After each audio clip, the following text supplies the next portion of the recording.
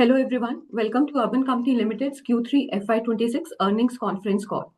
From Urban Company's management team, we have with us today Mr. Abhiraj Singh Bhal, CEO and co-founder, joined by Mr. Abhay Mathur, Chief Financial Officer.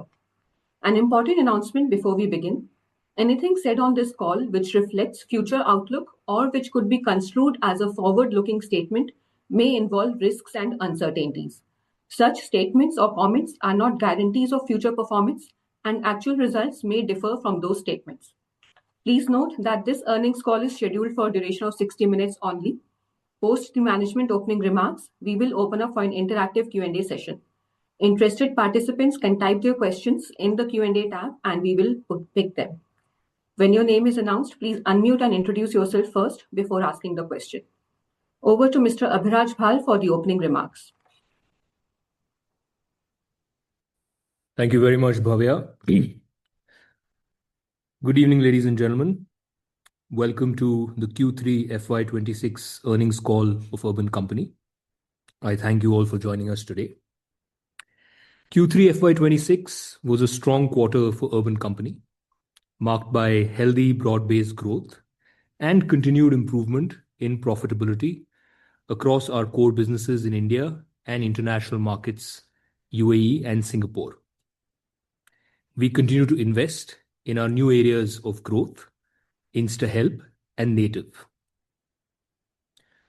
On a consolidated basis, net transaction value grew 36% year-on-year, excluding KSA impact, to 1,081 crores, and revenue from operations increased 42% year-on-year to 383 crores, again excluding the impact of KSA.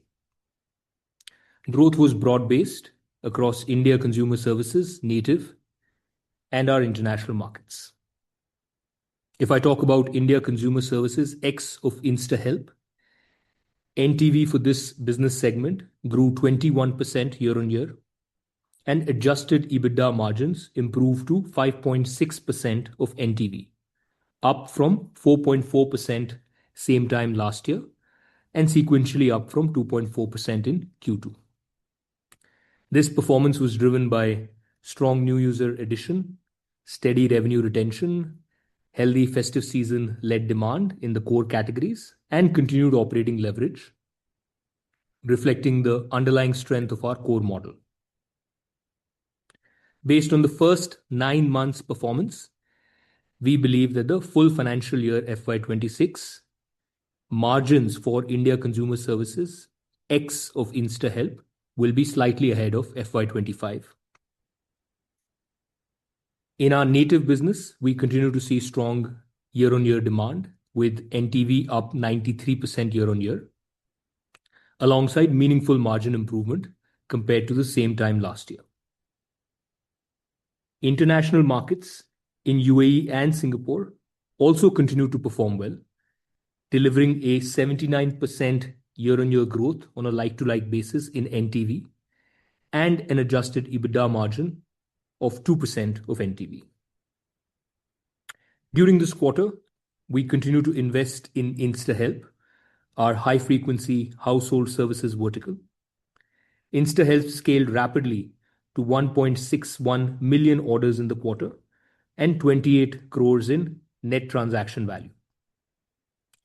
Adjusted EBITDA loss for InstaHelp stood at 61 crores this quarter.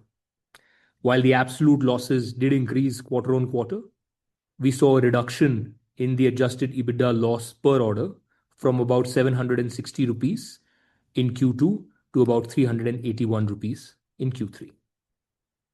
With improving average order value, service partner utilization, micro-market densification, we expect the loss per order to continue to reduce over time. As a result, the consolidated adjusted EBITDA for the quarter was a loss of rupees 17 crores. But if I exclude the loss in InstaHelp, the business delivered an adjusted EBITDA profit of 44 crores, underscoring the underlying strength and profitability in our core operations. Overall, we remain focused on scaling our core businesses in India, UAE, and Singapore profitably, while continuing to invest thoughtfully in new growth opportunities like Native and InstaHelp. With that, we open the floor to Q&A. Thanks, Abhiraj. We will wait for a minute while the question queue assembles. Please share your questions in the Q&A tab below.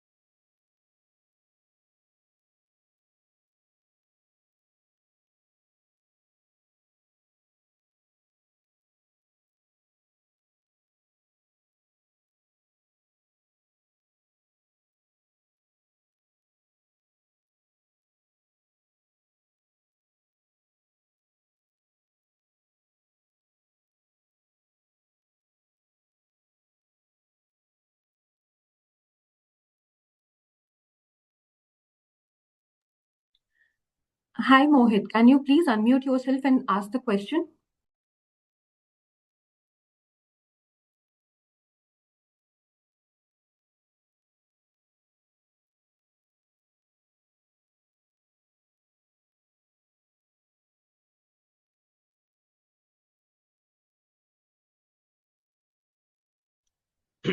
Hello, am I audible? Yes. Hi, thank you for the opportunity.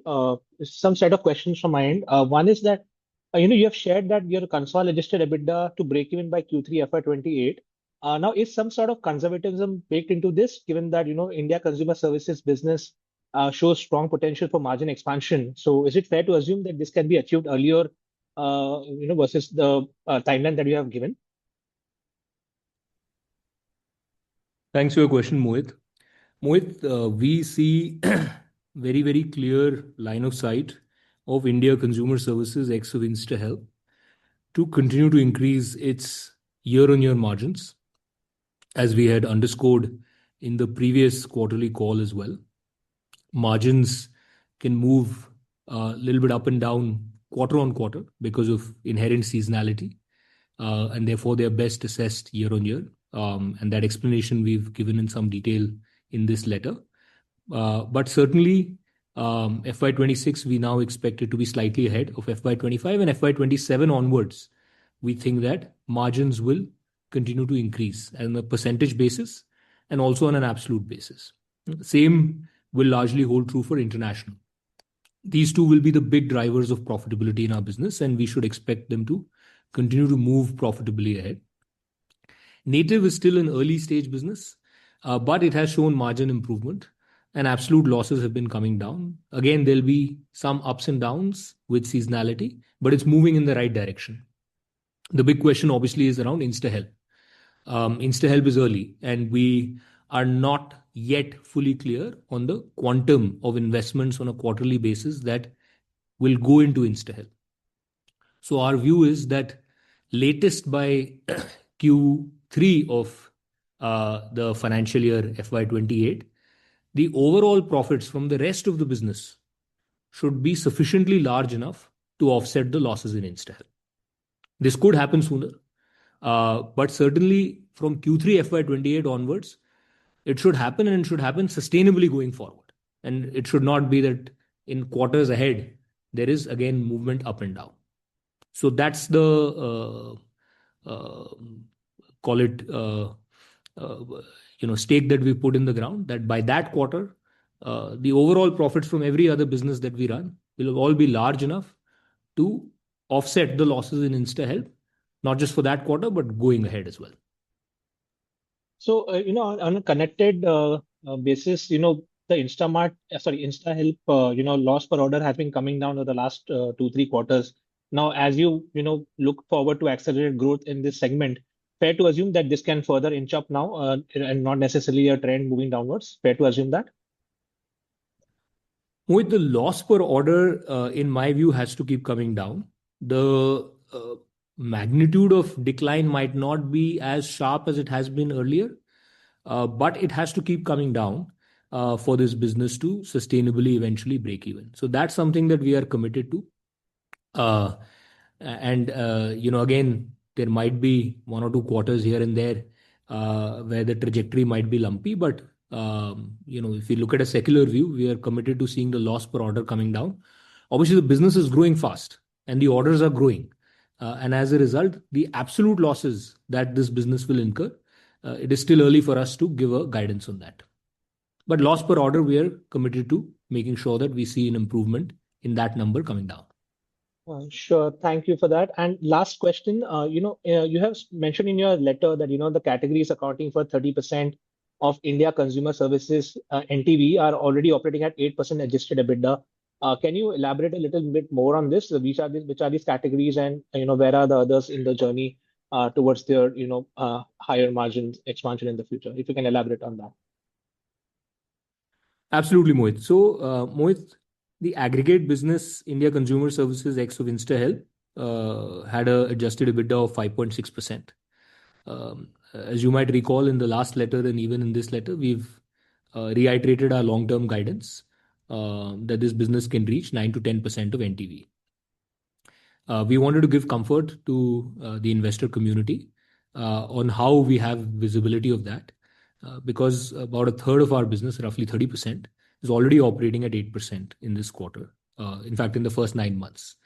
And that gives us the confidence that the overall business, as it matures, as the rest of the categories mature, we have line of sight of that long-term guidance that we have given of 9 to 10%. We will not disclose the specific categories that comprise of that 30%, but it's not just driven by 1 or 2 categories. There's a good host of mature categories that are operating at that mark. And then there are certain early stage categories as well, even within India Consumer Services. So the basket put together is at 5.6%. We are fairly confident that year on year, it will continue to see a margin expansion and eventually get to that long-term guidance of 9 to 10%. Sure. Thank you for those answers. I'll get back into you. Thank you, Mohit. Deepak, can you please go next? Deepak Saha. Yeah, hello. Hi, I'm audible? Yes, Deepak, we can hear you. Okay, thanks. Thanks for the opportunity. Just on native side, if you can share some color. If I see last year Q3 over Q2, we had sequential improvement on the NTV side. There's a meaningful sequential growth, and my understanding is Q3, because of festive season and all, we usually have a strong quarter. Now this year Q3 is on a sequential side, it's a bit softer, but you have alluded that in the shareholders letter, because of early festive demand or early starting of festive demand, you have seen some order pull forward. So So is this the only reason, or there's anything that you would like to call out? I think, Deepak, that's the main reason. There is seasonality in the native business as well. Generally, around monsoons, people tend to, get a little more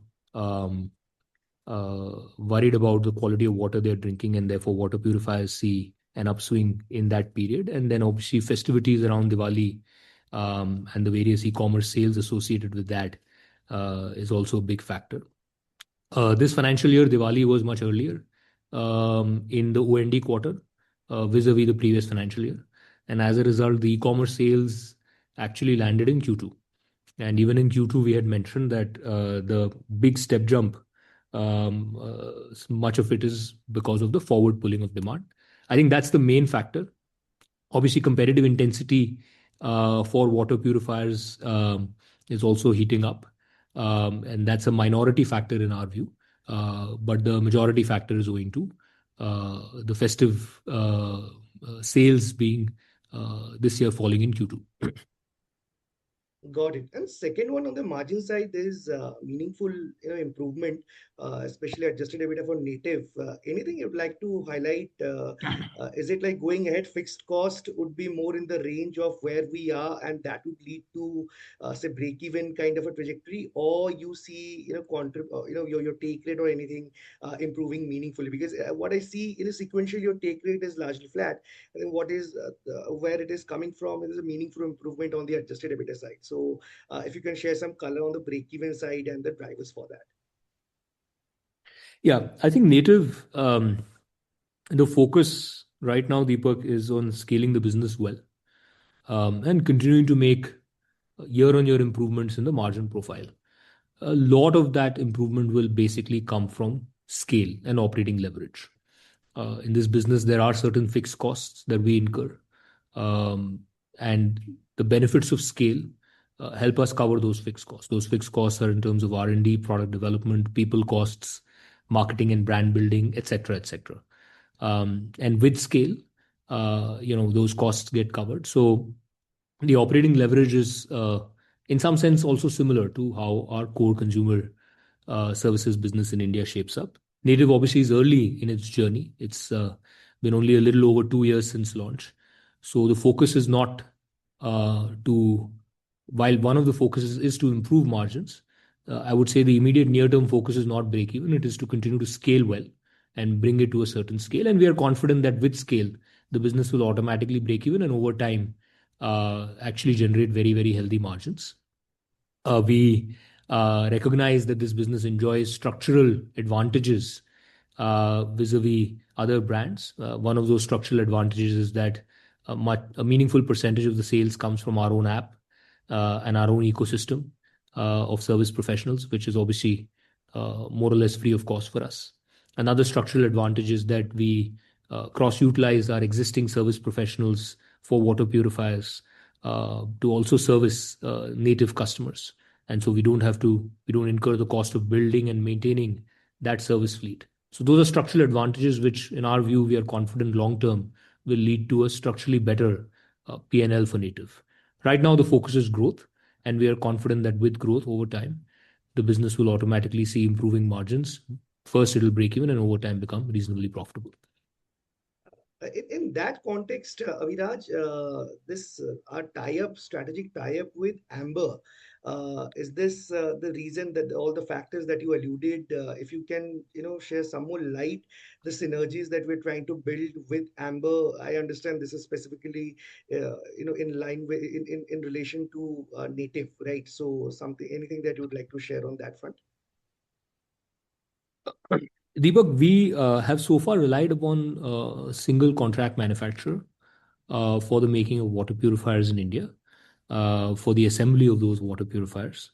And we felt that we had started to hit the scale and size that some diversification of that back-end supply chain was helpful to reduce the risk and improve the quality of products.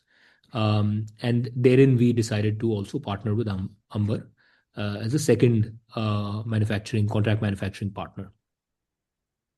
Got it. That's helpful. One last question before I follow the queue. On the InstaHelp side, we have seen a lot of fundraising and subsequently competitive intensity has also gone on the higher side as far as marketing measurements, visibility on the street is concerned. This particular segment is really gaining traction. So now one thing is we have our own say idiosyncratic features to drive margins and scale, but on the competitive side, are you seeing anything, say, which was not expected, and now competitive intensity can be a bit of a headwind, or some other thing, or that you'd like to highlight uh, from your expectation point of view? Are the dynamics with competitive intensity little bit higher than or meaningfully higher than what we had earlier expected? Not really. I think our eyes are focused on the customer and the service professionals. Most of our energy goes there. We believe in the long run, the company that solves for the customer and the service partner ecosystem well is the company that wins in the marketplace. Um, Obviously, there is competitive intensity, and that's expected, and it's nothing new for us. We've seen various waves and cycles of increasing and declining competitive intensity over the last 10, 11 years since inception. InstaHelp is an attractive category, and there will be competition, and we track that competition. We learn from them. It helps us improve. It keeps us on our toes. But fundamentally, our focus is the customer and the service professional, and um, right now there is nothing out of the ordinary that we see in the market. This is pretty much on expected lines. This level of competitive intensity for a market as attractive as InstaHelp. That's really helpful, Abhish. Thanks a lot. And I must say that your services on InstaHelp side are really commendable. I mean, even with respect to what is available in offering by other players. I'll fall back on the queue for my rest of the questions. Thank you. Thank you, Deepak.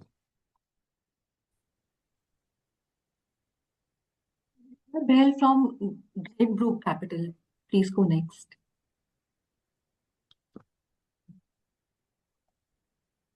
Hey, thanks for the opportunity. Abhiraj, a quick question from my side on the competitive landscape. What are the different business model choices on the InstaHelp side that you are seeing, especially on supply side engagement between your model versus the competition?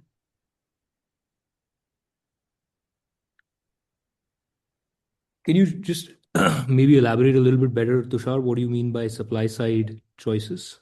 Yeah, I mean that what is the supply side engagement model, let's say for InstaHelps for you guys, and how is that different from the broader consumer services platform that you guys run, and how is it different from what the other competition has in that is it all on minimum guarantees? Is it on gig? Is it on certain target linked incentives? Like how does that supply side engagement model work? Understood. Let me talk about what we are doing at InstaHelp. So our focus is on building a very, very high quality, reliable, trained supply pool, which is available at a very small micro market level.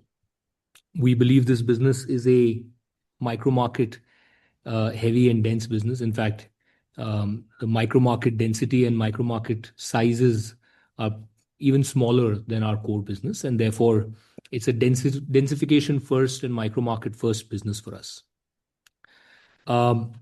We emphasize extensively on the playbooks that we have learned over the years, which is around extensive background verification, training, making sure the right type of service professionals join the platform who have the Urban Company ethos, making sure they're well aligned to serving customers, and ensuring that they have attractive earnings vis-a-vis offline opportunities or other online competitors. Our goal is to make sure that the supply pool is deeply engaged and has a long-term viable pathway to build a career at Urban Company. So those learnings that we've had over the last 10 years, we are applying here as well. We believe that leads to a sustainable long-term category creation. I cannot comment on the supply models of other competitors, but this is this is what we are focused on. Beyond just earnings, we also want to create other opportunities for them to have a good life and a good livelihood. So we also offer our standard social security benefits around life and accidental insurance free of cost, health insurance free of cost. A lot of them are women partners, so our women partner focused initiatives like Project Nidar, etc., which focus on partners who struggle with domestic violence and so on and so forth, apply to them. Our scholarship programs under Commander Nishant Singh's scholarship program applies. So all our endeavors, which in many ways, let me put it this way, our supply first thinking and our supply forward thinking is a lot of those learnings we've taken from our India consumer services business and applied it here. Of course, what is different is that this is a much more micro market intensive business. The level of densification and the level of reliability that is needed is much higher. Availability times are also much lower. So those are things that we are adapting to. And are you seeing any degree of cannibalization happen through InstaHelp on the broader consumer services platform? Or are these completely two exclusive set of opportunities to pursue? Nothing meaningful yet. At the end of the day, InstaHelp caters to a more high frequency daily/weekly cleaning and housekeeping service. And our core consumer services business, to the extent that there is some overlap, it is in deep cleaning. But those deep cleaning services are used more occasionally around festivities, around move in, move out occasions, around having guests over, or generally when you realize that a period of time has passed through and the work that your regular house help is doing is not enough and you want a deeper clean. So on the fringes, there'll be a little bit of overlap, but nothing material yet. That being said, it's still early and we are watching. We are also not very particularly worried about cannibalization because even if it were to happen, it's in some sense it's good for the customer. It's better that we cannibalize our own business versus somebody do it for us. Absolutely. Yeah. Makes sense. Thanks, Abhiraj. I'll fall back in the queue now. Thank you so much.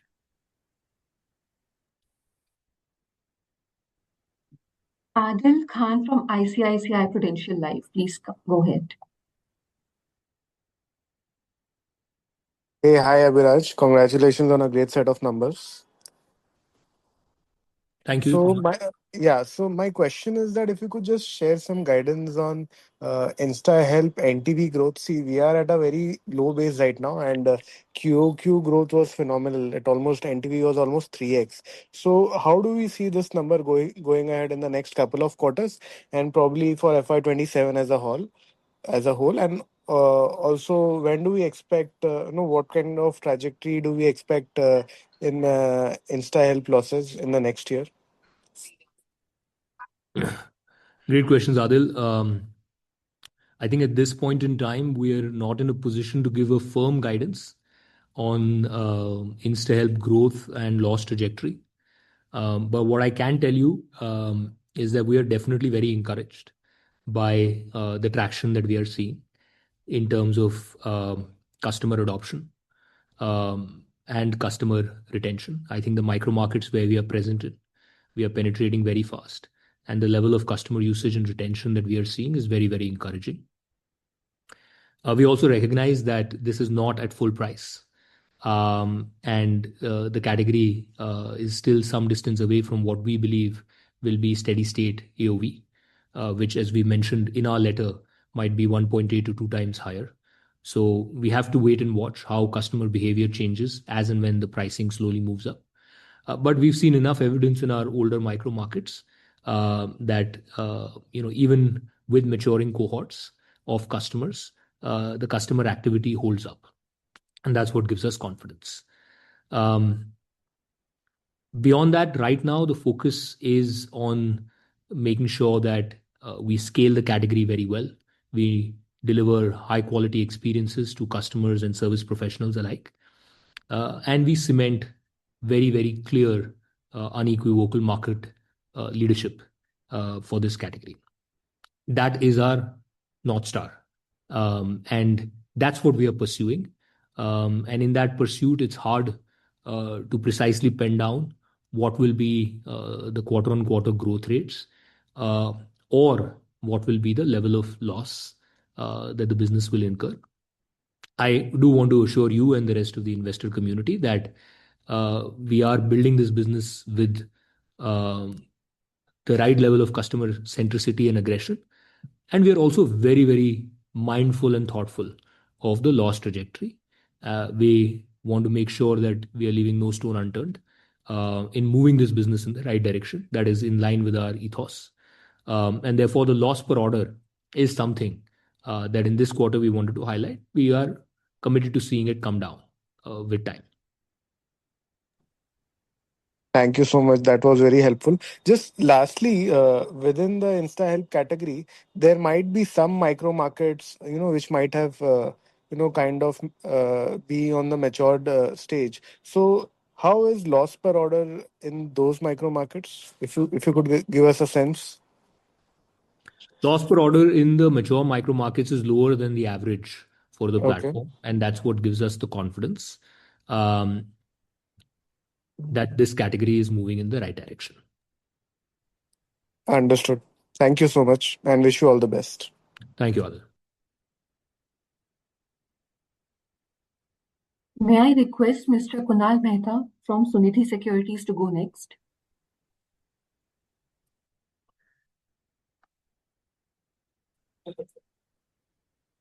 Yeah, hi. Very good evening. My question is, what is the strategy behind InstaHelp? I mean, because I think to the total serviceable addressable market that you've mentioned in the press, 42% of that is, the market that InstaHelp, cleaning and, cooking targets. So is it a way probably to kind of cross-sell other things as well to bring customers to the app to book, let's say, people who can help them with their daily chores and then probably also use other services? Is that the strategy? And also, how is the stickiness of the customer with respect to the InstaHelp? I mean, are we seeing the customer as well, and also the helpers? So are they also sticky? Are there leakages? If you can brief on that. Right. Thank you for the question, Kunal. Yeah. Kunal, InstaHelp as a category, you rightly said, is a substantial part of the overall home services TAM, total addressable market. And the category, which is largely daily housekeeping, but also cooks and other sundry services, represents high frequency. It could be daily or multiple times a week, or at the minimum, weekly/bi-weekly. This is in some contrast to our core services business in India, which where the frequencies could be more monthly or quarterly in nature. So one of the underlying advantages that InstaHelp has is that it has a much higher frequency, and therefore your connect with the customer, your entry into the customer's home, and the relevance for the customer's household becomes fairly sticky and fairly relevant service. We are also seeing a fairly high overlap in the target consumer segment for India core services and InstaHelp. So to that extent, this is actually helping us go deeper and penetrate deeper and cement our relationship with our existing customer base, and also acquire newer customers who, for whatever reason so far, we may not have been able to acquire. We do believe over time, just given the frequency and the relationship this will create, InstaHelp customers will also cross over to other categories, and it will improve the overall lifetime value of the customer. It's too early to call that trend out, but that is part of the strategic intent of moving aggressively behind InstaHelp. In terms of the customer stickiness and the service professional stickiness, while we are not giving specific numbers out at this stage, Kunal, what I can share is that we are very encouraged by both the trends, and that's one of the reasons why we are doubling down on the category. Also, just wanted to know how many cities are we active in the Insta Health segment? We keep experimenting. There is no city where we have complete coverage. We keep experimenting and trying out, in different micro markets of different cities. But for all practical purposes, it's currently live in the major metropolitan cities, which is Delhi NCR, Mumbai, Bangalore, Hyderabad, and parts of Pune. There might be a couple of cities here and there where we are doing small pilots, but these are the major 4 or 5 cities. Even in these cities, we don't have complete coverage. We are launching micro market by micro market and densifying those micro markets. So our first port of call will actually be to fully cover and densify these top 5, 6 cities. Okay. And currently, I think I see, there are heavy discounts being given for Insta, 60 odd % on the app, and a lot of offers, bundled offers. So is it just to, maybe capture the market and, then get as many customers to try this as possible? Yes, absolutely. So basically, there is discount laddering that we have created, and as the customer matures, the level of discounting comes down, and eventually the customer migrates to the full price. And that laddering, plays out, and we've seen it play out in our mature micro markets. The current market dynamic is that it's also competitive, so it's also important for us to acquire consumers at a rapid pace, and hence the level of discounting is much more elevated than what we would have normally been comfortable with. But that's the primary reason to drive the discounting, which is to acquire users and then create that initial stickiness in behavior. Okay. Okay, thank you so much. I'll fall back in the queue for more questions.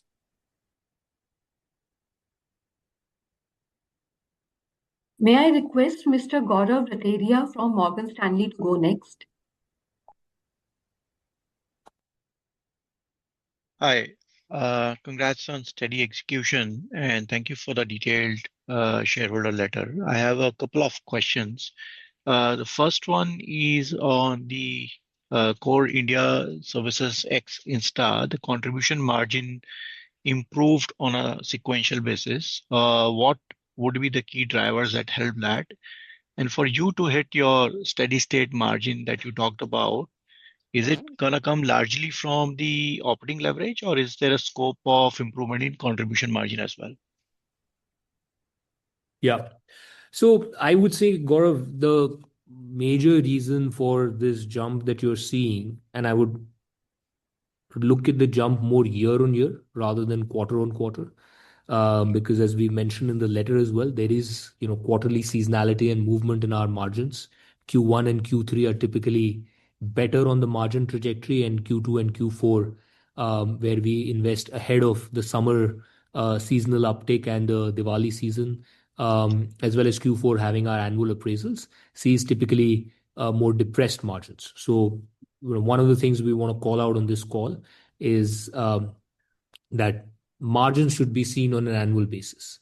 And if I compare the annual margin trajectory, 5.6% in Q3 versus 4.4% in Q3 last year, there's been a 1.2% improvement.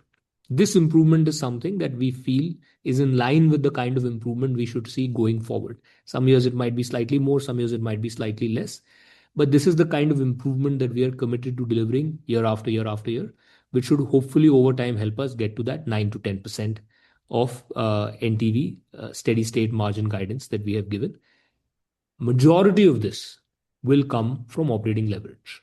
There'll be some improvements that will also come from cost initiatives. There'll be some improvements that will come from semi-variable costs, such as customer support and partner support, as and when the benefits of AI start playing out there.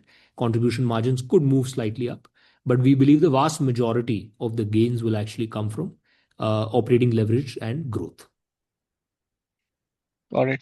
My second question is on your supplier utilization. You have given a very nice metric of the number of hours. And also when I look at the supplier growth is probably 9% YOY, whereas the underlying volume growth could have been north of 18 to 20%.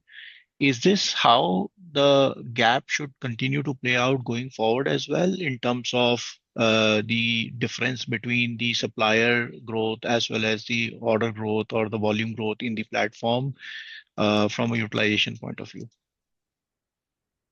We believe so. Um, we believe that there is a lot of headroom for utilization to improve in India consumer services ex of InstaHelp. In fact, later in the letter, we have also shown partner earnings.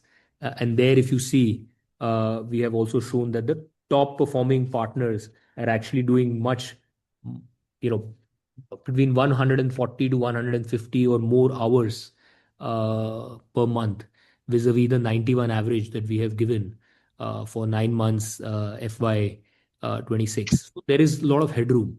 That headroom will not be bridged in a single year, but every year, as we have seen for the last several years, every year we will see some improvement in utilization, largely driven by densification. As we densify our micro markets, our service partner utilization improves. Service partners, have to wait less for orders. Travel distances come down, and order batching and stacking improves. And that's what leads to improvement in the hours on the platform that they are able to spend. So that I think will continue, and therefore, as a trend line, the absolute service partner count might lag the growth in the NTV and revenue. Again, Got there'll it. be seasonal fluctuations and quarterly fluctuations in this, but as a trend line year on year, that trend should play out. All right. Last question is actually around the InstaHelp segment. Looking at the overall break-even target, is it fair to say that the total investment outlay in this business you may have increased versus what you were thinking earlier, maybe when you started, because you're getting much better traction than what you thought? And I know for competitive reasons, I don't know if you can share how much of the total outlay has been increased to, or what is the exact number that one should think about. I mean, we'll be fine if whatever color we get there. And also a related data point on what's our penetration in terms of micro market. You talked about 500 microservice markets, right? So what's our penetration in terms of InstaHelp right now, and where are in that journey? Can we also experiment subscription kind of a product in the Insta? Do you think it makes sense? So these are a few questions around Insta. Thank you. Right, Gaurav. So let me take them one by one. So your first question is that, hey, you would have had certain aggregate number in mind on the overall investment in InstaHelp over the last 2, 3, 4 quarters as the business has played out. Do you now feel that that aggregate number to build out the business is higher or lower or the same? Short answer to that question, Gaurav, is I don't know. And it's important for us to acknowledge what we don't know. It's too early. And as I mentioned, right now the focus is on cementing our market leadership, penetrating micro markets well, and serving customers and service professionals well. We believe we have seen enough evidence that this business at scale and at higher AOVs will get to break-even levels. Those AOVs need to be much higher than where they are today, about 1.8 to 2x. So there is some assumptions that we are making, but we believe with time, as micro markets mature, densification happens, early minimum guarantee supports and earning supports for service professionals subsides, and discounting for customers subsides as those cohorts mature.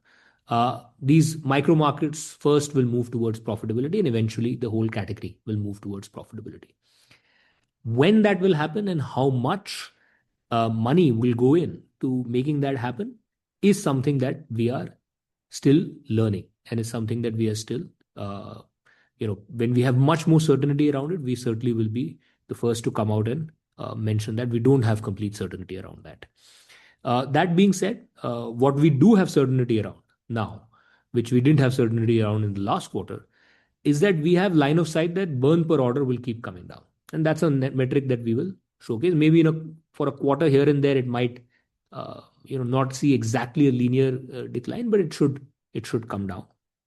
The other certainty we have is that the aggregate profits from the rest of our businesses put together should be able to offset the losses that InstaHelp will incur latest by Q3 FY28, which is the OND quarter of 2027. So those are two clear certainties that we have developed as we have learned more about this business. And with time, as we have a deeper understanding and we have clearer line of sight of when InstaHelp itself will break even and what will be the incremental capital outlay from that point on until it breaks even, we'll certainly come out with that clear guidance. Your second question was around the coverage that InstaHelp has vis-a-vis the core India consumer services business. Again, without getting into the specifics around how much percentage of India consumer services is covered geographically by InstaHelp, I would say it's still early. It's a limited number of cities. Even within those cities, it's a limited number of micro markets and geographies. We've obviously started with the high density micro markets and the high density customer clusters first. But over time, we will expand coverage to first all the micro markets in these cities and beyond these cities to all the cities India Consumer Services is present in as well. Then we'll be calibrated in that endeavor. Final question around today you are largely serving the replacement use case, which is that when regular house help is on leave, then people are calling InstaHelp. But can you launch a subscription or a multi-day booking offering, which could start eating into the, rather than just addressing the backfill market, could you also become the primary provider of the service through a subscription offering? I think that is also something that we are exploring. Again, early to say whether it will work or not, but it is certainly something that we are experimenting with and exploring. Thanks, Abhiraj, and all the very best. Thank you, Gaurav. May I request Mr. Manish Adukia from Goldman Sachs to go next?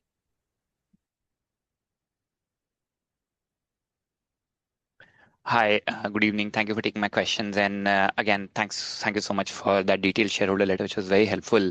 I have a couple of questions. The first one is on the margin guidance and the FY31 EBITDA number that you just called out.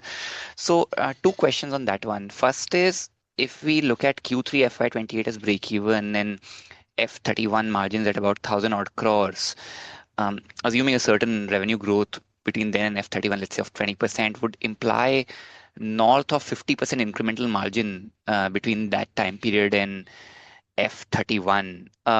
So wanted to, just get some sense on the building blocks of that F31 number of 1,000 crores and how you arrive at that number and what are the assumptions for both, the core India business and also maybe the InstaHelp business. So just wanted to get some color around that. Thank you. That's my first question. Yeah, great question, Manish. So Manish, currently, we have assumed that almost the entire 1,000 crores of adjusted EBITDA in F31 comes from our core businesses today, which is India Consumer Services, ex of InstaHelp, International, and some bits from Native, because we do believe that by then Native will break even and become profitable. Those are the three major drivers. A very, very small percentage is coming from InstaHelp, if at all. For all practical purposes, in our building blocks, we can ignore that as well. So these are the three big drivers. India Consumer Services obviously being the largest, followed by International and Native. To your second order question, which is, hey, if you're only breaking even in Q3 F28, then how do you suddenly get to 1,000 crores of adjusted EBITDA by F31? The answer is, while at a console level, we will break even in Q3 F28, the underlying profits in the core businesses, India, International, and over time Native as well, will keep growing, Manish. And they will actually get to a fairly large and healthy number even by Q3 F28. InstaHelp losses is something that we don't have complete visibility on, but we believe at some point around that period, InstaHelp losses might peak and then start to come down. And if that assumption is to play out, then as InstaHelp losses, the growth driver of that console adjusted EBITDA going from sort of call it 0 to 1,000 is a function of already elevated adjusted EBITDA for the core businesses continuing to compound and InstaHelp losses coming down and eventually breaking even and InstaHelp generating small profits. There certainly is an assumption that InstaHelp will break even at the minimum by F31. And if it does, then the rest of the core businesses put together should be sizable enough to generate that kind of profitability. Very helpful, Abhiraj. And maybe just a follow-on question on what you just mentioned about InstaHelp. I know it's a very nascent business, maybe less than 12 months old for you. So at this stage of the business and at this scale where you operate in, like you said, that your assumption is F21, it should at least be break even. Like at current, let's say, wherever you are in terms of AOVs and where you expect them to get to and the utilizations, internally, does the math work? Like, I mean, do you have enough confidence that the math at some point in time should certainly work? Or is that still, I would say, let's say, a low confidence kind of a outcome in terms of, just the economics of InstaHelp for a period of time? No, I think we have reasonable confidence that the underlying economics will work at the AOVs that we have mentioned in the letter. Not at the current AOVs, but at 1.8 to 2x AOVs. With densification playing out, as our micro markets densify, as AOVs get to that mature level because customer discounting subsides as customer cohorts mature. And one of the benefits of densification is that partner utilization improves and consequently the earnings support that you have to give to partners, that also subsides. These are the three major areas where the burn is today. As that plays out, we have the confidence that the business will break even. What we don't have the confidence of is how long that will take. How long will it take for the AOVs to get to that level? And what the competitive dynamic will look like. Which is why I'm saying, outer limit F31, it should break even. Again, I want to caveat, as you rightly said, less than 1 year old. The reality is none of us really know what's going to happen in the future. So we can at best, looking today, draw an arc of where things are heading to. We have a high degree of confidence, let me put it that way, on both those numbers that we have put down, which is Q3 F28 break even on a console basis and 1,000 crores of adjusted EBITDA by FY31. If this was to change because of anything different that we see, we'll be the first to come out and let you all know. Very clear. Just last question on the same topic. At this point in time, again, can we say with reasonable probability that InstaHelp will be a build rather than a build plus buy? The probability of you looking to consolidate the market in the foreseeable future would be quite low. Would that be fair to say? Again, it's not something that, we have a view on at this point in time, or something that we have even thought about or considered. Right now, we are just fully sharply focused on building organically. We have our hands full with serving our customers and service partners. It is not even a thought that has occurred in my head. Very clear. Just one more question from me before I jump back in the queue. I think the broader question in India, consumer services X of InstaHelp, which is adding about 1 million users a year currently and delivering about 20% growth. I mean, the ask rate to, of course, deliver 20% growth rate would mean that you probably need to incrementally keep adding more users. Or is there room to, increase spend per user meaningfully over a period of time? I'm just trying to think that, like, do you have enough visibility that this kind of a growth can sustain over a, let's say, 3 to 5 year period, or over time you can still keep adding as many number of users, but mathematically the percentage growth keeps tapering off? So, just wanted to, get your maybe thoughts on that. Thank you for taking my questions. Yeah, Manish, it's certainly our ambition. We've mentioned in the letter that the market is growing at 10, 11%. And, as an innovative company that is in some sense taking this category online, we definitely aspire to grow 2x of the market. So it's certainly our internal ambition to grow at north of 20% and keep pushing that boundary. There are 3 or 4 elements that go into it. One is, of course, fundamentally your proposition has to be better than offline and other online players, faster, cheaper, better, as we've called it. You have to deliver the services faster. Value for money is important for the Indian consumer, and with densification, you have to continue to pass on some of the benefits of your improved cost to serve to the end consumer. And the service quality has to be better in terms of investments in training, quality, AI-led, SOP compliance, technology, etc. So that's the fundamental driver. There are, of course, 2 other important drivers as well for that growth to happen. One is new user acquisition and increasing the pace of new user acquisition through both performance and brand marketing, and also increasing coverage, both service category coverage as well as geography coverage. And the 3 together become the main drivers. I think meaningful percentage of the growth will come from these 3 drivers. There will also be growth that will come from more spends, but it won't be as meaningful as these 3 drivers, in my view. Net, we are internally, we have definitely the ambition to grow this business at least 2x of what the market is growing at. Very helpful. Thank you, Abhiraj, for answering my questions, and all the best. Thank you, Manish. May I request Ms. Garima Mishra from Kotak Bank to ask her next question?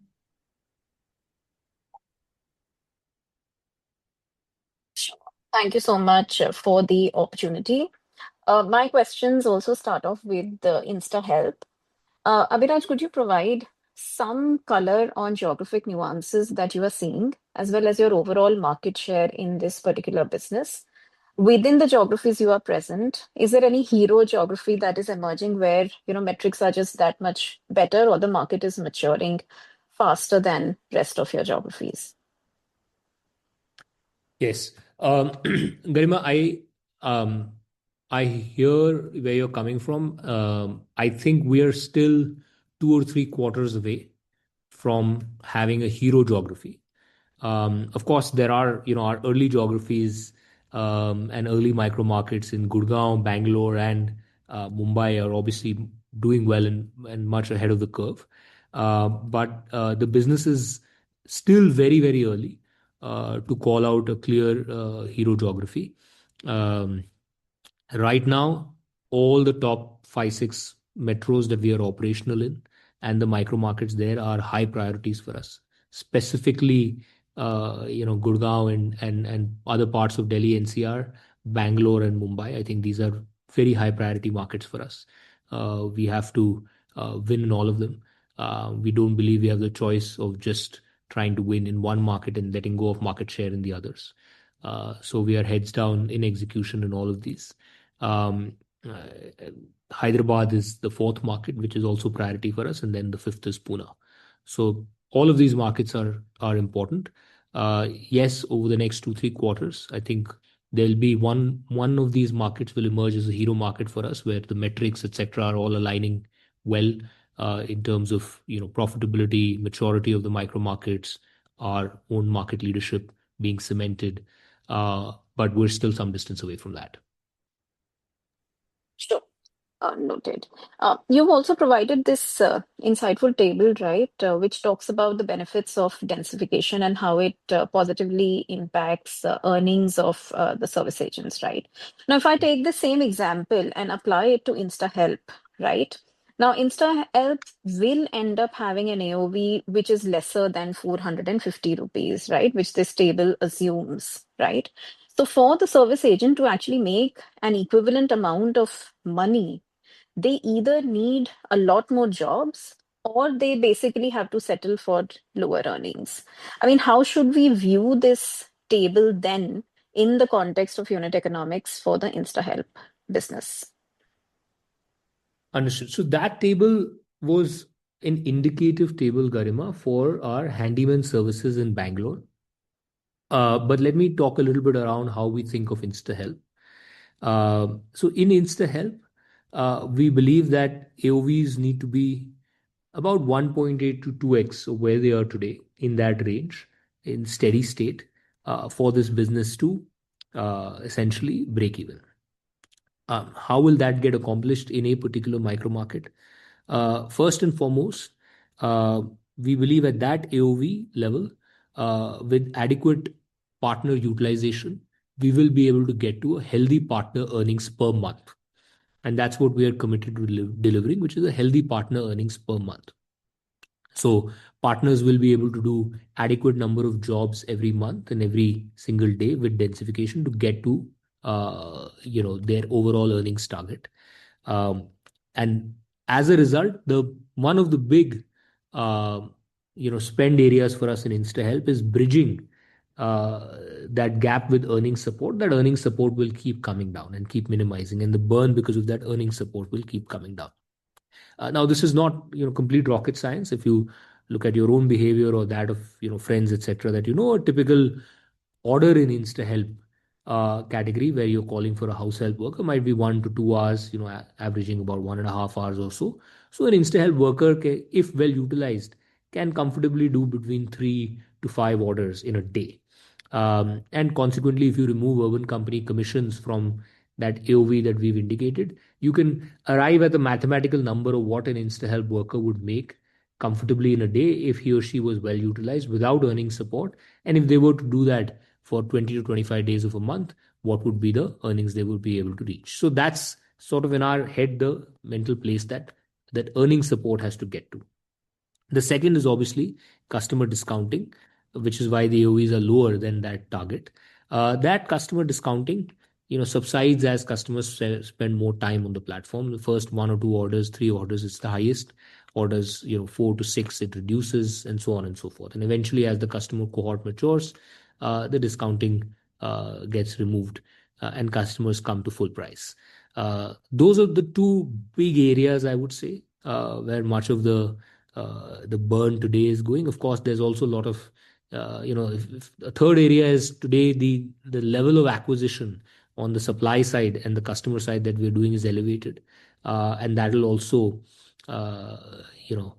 sort of subside vis-a-vis as a percentage of the total top line of the category, and all of those basically will come together in our view to help this category break even. Very clear. Thanks for that.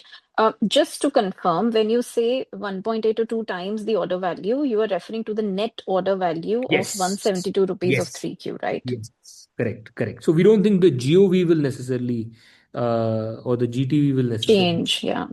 So that's where it has to get in some sense. Got it. Yeah. That discounts per order line has to shrink meaningfully, basically. Yes, it may not go to 0, but it has to, 80-90% of it has to go away. Understood. Very clear. Last question. So on account of social security, you've made these provisions during the quarter. I presume these are towards your permanent and contractual employees. So are these strictly one-time in nature?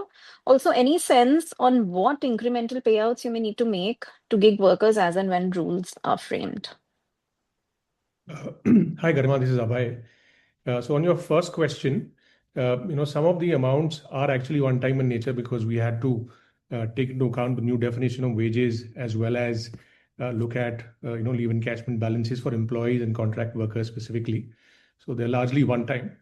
On the gig workers, while the government has announced intent, the method of computation and the rate of contribution is still unclear.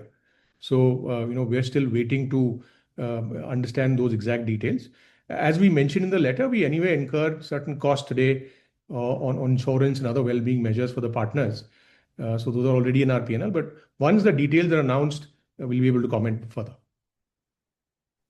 Got it. Thank you so much for taking my questions.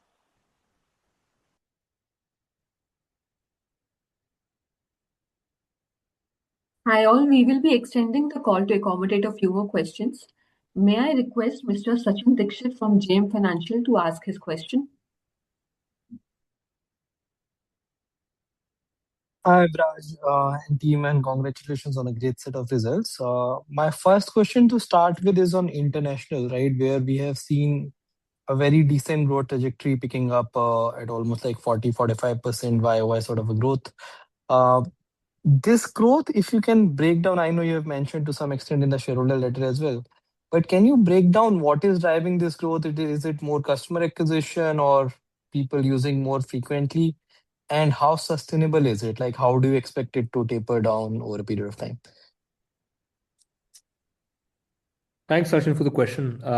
You're absolutely right. Our international market has seen very, very strong growth, not just in this quarter, for the last few quarters. In fact, last year in the base, we had Saudi Arabia. And as you might be aware, from the 1st of January, we've entered into a 50-50 JV in the Kingdom of Saudi Arabia, and therefore we no longer recognize the revenues. We only recognize our share of losses. And if I remove the impact of that and look at like to like growth in this quarter has been about 79%. So very, Right. very healthy. I think, to put it most simply, these markets, UAE, where we are present in Dubai, Abu Dhabi, and Sharjah, as well as Singapore,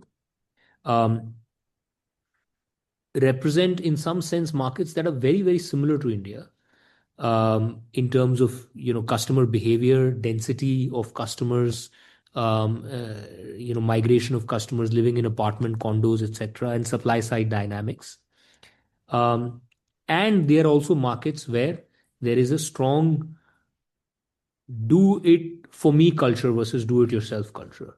So customers are happy to get services availed, whether it's home cleaning or beauty or massages or other types of services, AC repair, etc. So there is inherent similarity in the market structure in terms of high migration index, high density with which customers reside, and those favor our business model, and also similarities in customer behavior. We were early in these markets. We've been in UAE for more than 7 years and in Singapore for more than 6 years now. So by no stretch of imagination, we've been hard at work and we've been investing in these markets, and I think some of the fruits of that investment we're beginning to see right now. In many ways, I see these markets as sort of, in terms of just customer behavior, a little ahead of India, and therefore a lot of learnings that we have from these markets we also plow back into our India business. So we are very excited by these markets. It's unclear whether the growth will remain at such elevated levels or not, but we certainly believe that there is strong long-term headroom for growth in both these markets. And given the profitability profile, both markets should now grow profitably and continue to compound profitably going forward. Got it. On the InstaHelp side of, I know a lot of questions have already been asked.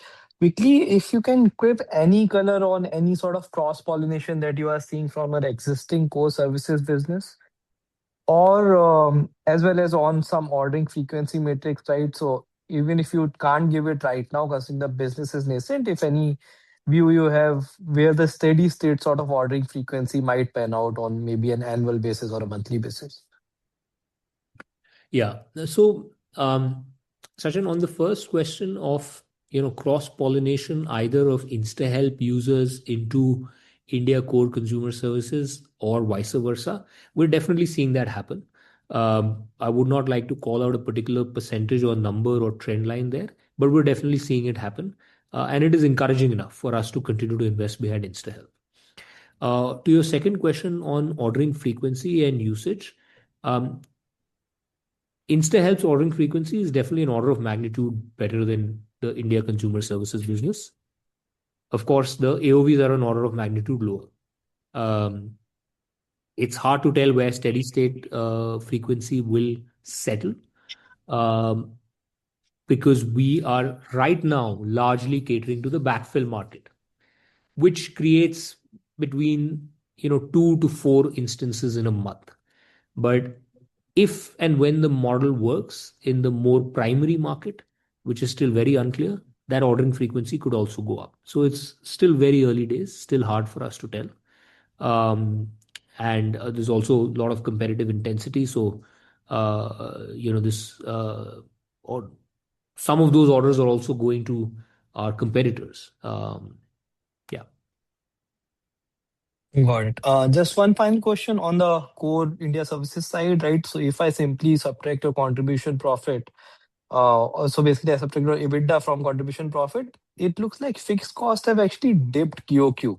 I do understand that you mentioned some seasonality, but the dip is quite sharp at almost like 12% odd on a quarterly basis, right? What is driving this fixed cost? Or, I mean, if I am looking from a base case scenario and building forecast, what number should I be using? Yeah, Abhay, you want to take? Sure, Sachin. So, Sachin, there is a bit of a dip in the fixed cost, but I would attribute it more to the rhythm of the business and seasonality. If you see, table 4B, where you disclose the P&L for the India consumer services business, you will see a dip in the marketing expenses from 25 crores to 13 crores. Between contribution profit and adjusted EBITDA. I think this is just quarter-on-quarter variation because if you take the 2 quarters together, we've still invested more. So largely the sequential change is just the operating rhythm of the business.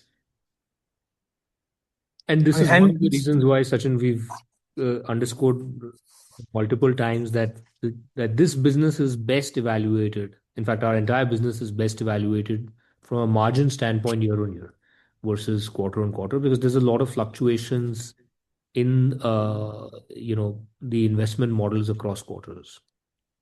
understood. And YOY, your marketing expenses should be rising slightly in core business as well, or you see that those will more or less be flat. So, Sachin, They have risen, Sachin. So if you see, No, going ahead, sorry, forgot to mention that.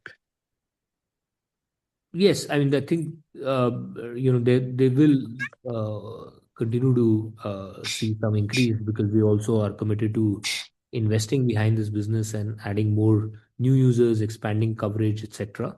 The endeavor obviously is that they don't grow in line with top line, and that's how the operating leverage plays out. Sounds good. Thank you and all the best. Thank you, Sachin. May I request Mr. Srinath V from Bellwether Capital to ask his question?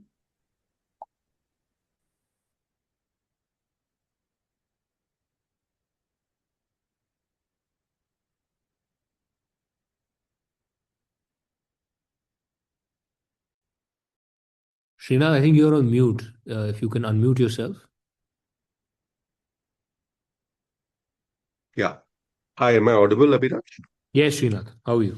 Yeah. If the Insta Help category such scales in line with what quick commerce has done, with like over 2 crore plus users today using that service, would we need to, start looking at stepping up our acquisition funnel or, customer acquisition pipeline, given that, this service could be an interesting service of onboarding customers for the first time into the app?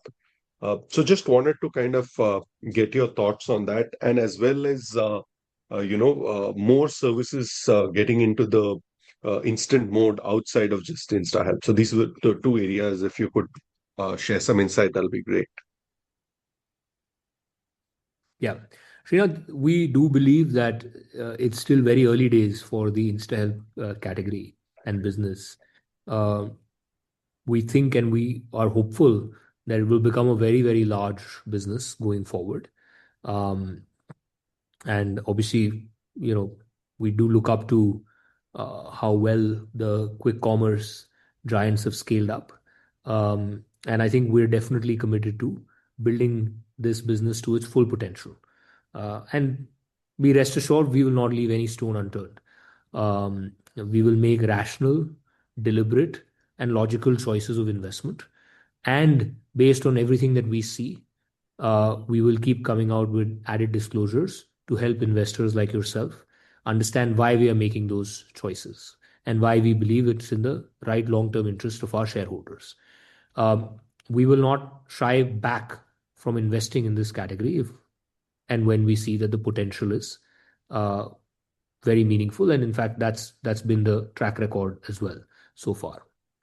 Right now, from where we are, we definitely think this is an extremely exciting business that is getting built and can become very large and can recruit a lot of new users at scale to the platform.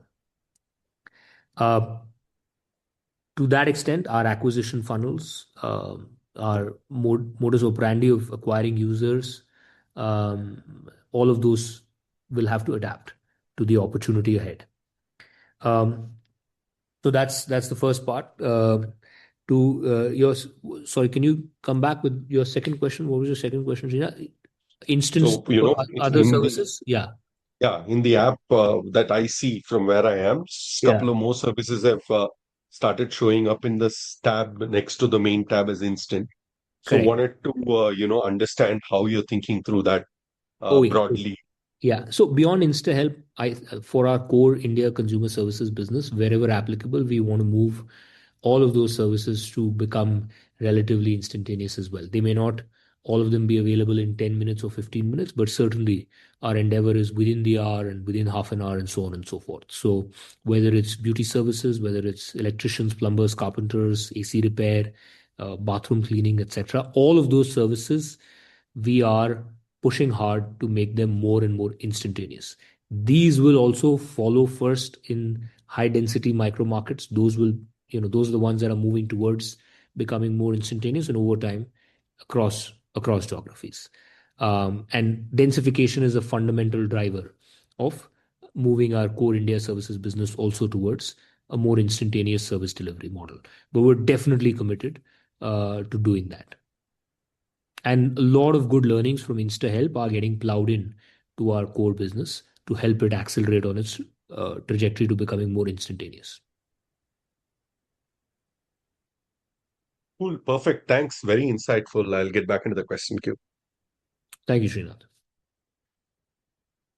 May I request Mr. Devanshu Sampath from Quantum Advisors to ask his next question? Yeah, hi, good evening. Can you hear me? Yes, Devanshu, please go ahead. Yeah, so I have a few questions. So you just mentioned this right now. Actually, that was a question that I had. So sometime back you answered that, one of the factors that will lead us to, growing at a healthy pace will be the requirement to basically service orders faster, right? So quicker, more instant, unplanned kind of services that you'll have to basically cater to. So will that require meaningful investments as well, something similar to how you've been doing it for InstaHelp, or is this an effort right now just to sort of improve the utilization levels of the current service providers? Yeah, Devanshu, that's a great question. Our business model in India core services already operates at scale and at certain density in micro markets. And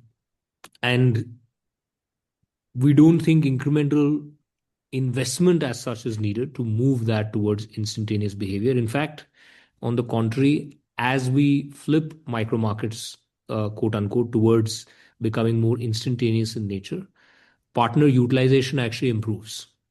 And those micro markets tend to become more profitable. So it's a win-win for all of us, for the customer because they're getting the orders faster, for the service professionals because stacking of orders is better, cancellation rates are fewer, and utilization is better, and therefore their earnings are better.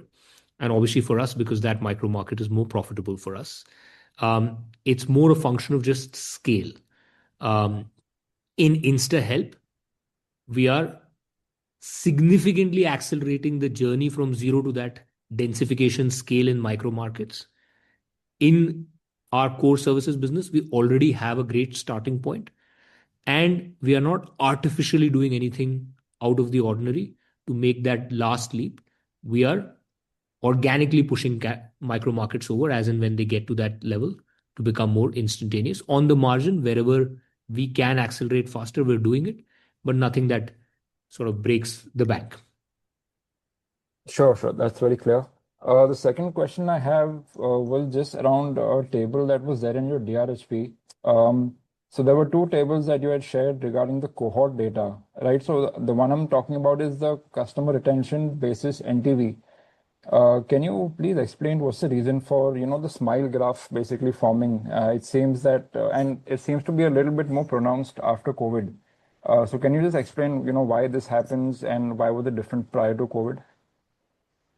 Yeah, I think the smile graph largely happens on account of customers getting retained well in the same category, and over time also trying out newer categories as they get confidence and trust on the platform, and consequently customer retention across categories and lifetime value increases. In fact, that table which we had published in the DRHP and the RHP did not have the impact of InstaHelp or native.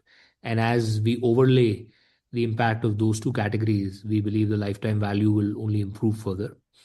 To your second point on why did the smile up was more pronounced in COVID, in fact, the opposite. It was less pronounced after COVID.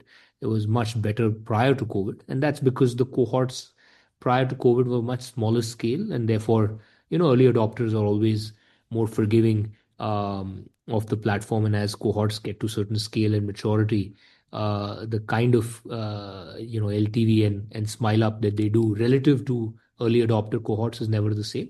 But on an absolute level, they were still very healthy.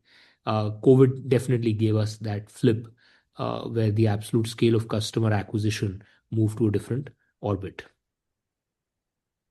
Sure. And the last question I have is regarding the purifier filters. So how do you bifurcate them between the two businesses, and with native now here? So, will you be looking to segregate it in the same way, or how will you change it going forward? Hi, Devanshu. This is Abhay. I'll try and answer that question.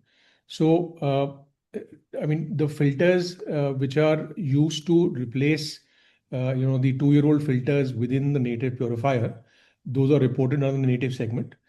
We have also shifted filters sold for other purifier machines under the native brand to native services. So all filters today are reported under the native segment. Basically, Devanshu, any branded filters that we sell on our platform are also native brand only. So all of them get reported under the native segment. Sure. So this is not something that is happened in the last quarter or so, right? It's been the case since you've been reporting since Correct. listing. Okay. Sure. Okay. Thank you. Wishing you all the very best. Thank you, Devanshu.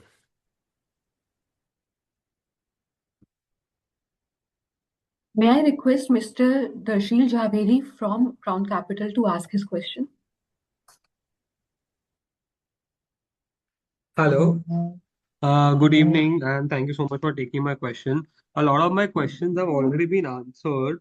So just one question regarding, when we are saying that, we want to have an EBITDA of like 1,000 crores by like FY31, how will the trajectory be? Will it be more linear or non-linear in nature? Like, will we see, quarterly improvements happening, or, like, how will like FY26, you're saying better than FY25, but FY27 will be more substantially better, or how would the graph look like if you could, if we have some kind of projections for that? So Darshil, great question. Thank you for asking that question.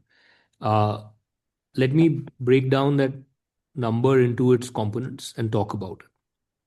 So the majority of the FY31 projected 1,000 crores adjusted EBITDA will come from India Consumer Services ex of InstaHelp, which is our largest, most mature core business.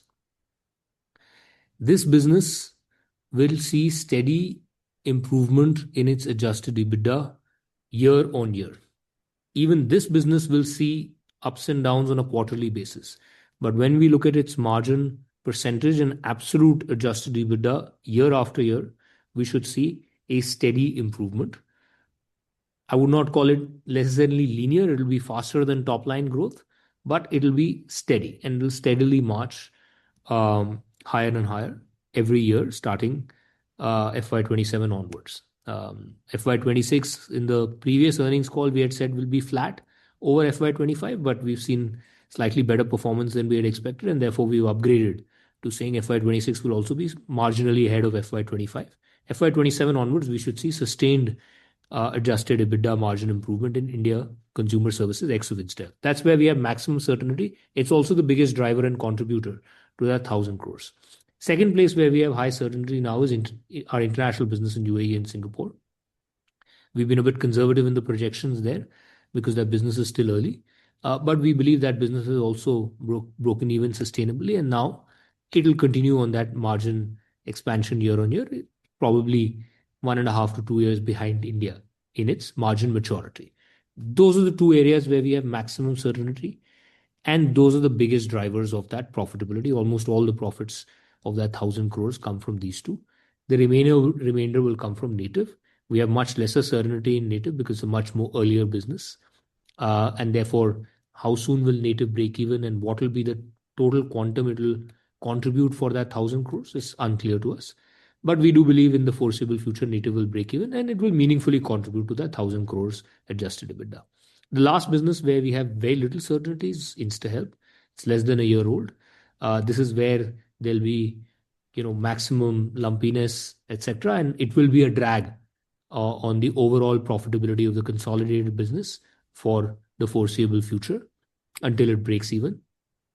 This is one of the reasons why we've said that Q3 FY28 is the latest by when the consol business should break even, because we believe by then, regardless of the level of investment we're making in InstaHelp, we have the confidence as management that the rest of the businesses put together will be able to generate sufficient adjusted EBITDA to offset the losses in InstaHelp.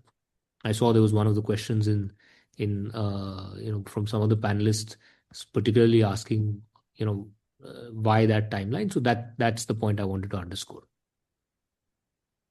Okay, fair enough. And so just another question, like in terms of a user base, so like when InstaHelp, are we seeing the traction from the users who are already using Urban Company, or is it like these are new set of category that we are getting on board to our services? The reason I'm Both. asking is I just want to understand, is the cross sell already happening, or are we creating a new category where we can cross sell further? Yeah, Darshil, it's both. Short answer is it's both. Oh, okay. Fair enough. Yeah, that's it from my side. So thank you. Thank you, Darshil.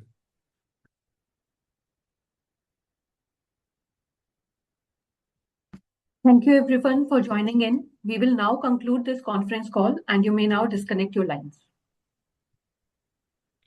Thank you, everyone. Have a good day.